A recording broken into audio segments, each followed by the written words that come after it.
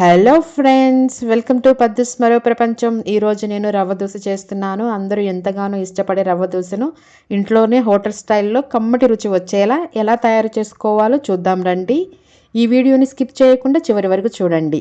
కావలసిన పదార్థాలు: బొంబాయి రవ్వ 2 కప్పులు, బియ్యం పిండి 1 కప్పు, మైదా పిండి 1/2 కప్పు, శనగపిండి 1/2 కప్పు, జీలకర్ర 1 టీ స్పూన్, మిరియాలు 1 టీ స్పూన్, అల్లం చిన్న ముక్క, పచ్చిమిరపకాయలు 2, క్యారెట్ 1 చిన్నది, కరివేపాకు 2 రెమ్మలు, కొత్తిమీర అరకట్ట, ఉల్లిపాయ 1 పెద్దది, పెరుగు 1/2 కప్పు, ఉప్పు రుచికి తగినంత, నూనె కొద్దిగా, నీళ్లు సరిపడినంత.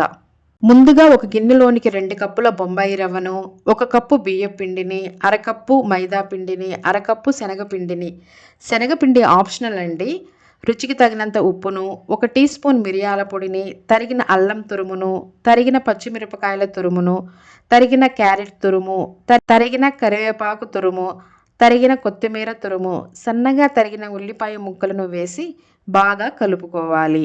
ఇప్పుడు తీసుకున్న 1/2 కప్పు పెరుగును మజ్జిగ చేసుకుని పెట్టుకోవాలి. కలిపి పెట్టుకున్న పిండిలో కొద్దిగా మజ్జిగ వేసుకుంటూ పిండిని ఉండలు లేకుండా బాగా ఈ విధంగా కలుపుకోవాలి. జీలకర్ర కూడా వేసుకోవాలి. ఇలా అన్నీ వేసి మిక్స్ చేసుకున్న తర్వాత ఈ మిశ్రమాన్ని ఓ అరగంట పక్కన పెట్టుకోవాలి. అరగంట తర్వాత అవసరమైనన్ని నీళ్లు పోసి ఈ మిశ్రమాన్ని పలుచగా ఉండేలా చూసుకోవాలి. ఈ మిశ్రమాన్ని దోశ పిండి కంటే పల్చగా ఉండేలా కలుపుకోవాలి. ఆ తర్వాత స్టవ్ మీద దోశ పెనం పెట్టుకొని పెనం బాగా హీట్ అయ్యాక ఇప్పుడు ముందుగా ప్రిపేర్ చేసుకుని పెట్టుకున్న దోశ పిండి మిశ్రమాన్ని పెనం పైన దోశలాగా పోసుకోవాలి. ఆపై కాస్త నూనె లేదా నెయ్యి చల్లుకొని గోధుమ రంగు వచ్చే వరకు ఒకవైపు కాల్చుకోవాలి. అలాగే రెండు వైపు కూడా మామూలుగా కాల్చుకోవాలి. అలా కాల్చుకున్నాక పల్చటి అట్లకాడతో దోశ ఏమాత్రం ముక్కలు కాకుండా జాగ్రత్తగా ప్లేట్లోకి తీసుకోవాలి. ఇంతేనండి, నోరూరించే రుచిగల హోటల్ స్టైల్లో దోశ రెడీ అయిందండి.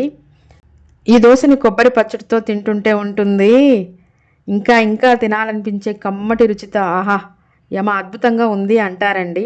ఖచ్చితంగా ట్రై చేయండి. నేను చేసిన ఈ ప్రాసెస్ మీకు నచ్చినట్లయితే మీరు తప్పకుండా ట్రై చేయండి. If you like the video please do like, share and subscribe. Thank you.